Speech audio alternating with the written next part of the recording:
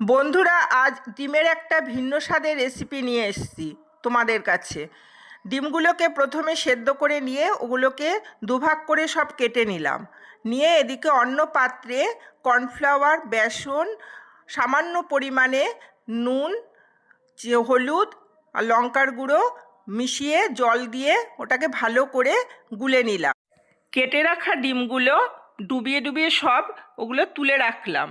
এদিকে অন্যদিকে কড়াইতে তেল বসিয়ে তাতে গরম হলে সেই ডিমগুলো ছেড়ে দিয়ে ভালো করে এপাশ ওপাশ করে ভাজা হলে সেগুলো তুলে নিলাম।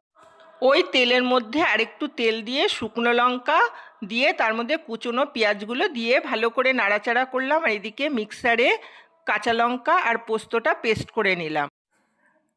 পেঁয়াজগুলো ভালোভাবে নাড়াচাড়া করে ভেজে নিয়ে তার মধ্যে পরিমাপ মতো নুন, হলুদ, লঙ্কার গুঁড়ো সব দিয়ে একটু ভালো করে নাড়াচাড়া করে তাতে সামান্য পরিমাণ জল দিয়ে ওটা ভালো করে কষিয়ে নিলাম। নিয়ে তাতে চিনি দিয়ে দিলাম।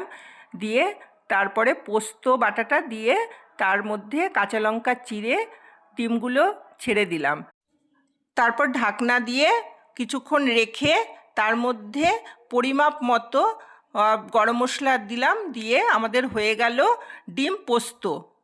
বন্ধুরা, খেতে দুর্দান্ত হয়েছিল, তোমরাও ট্রাই করো কিন্তু।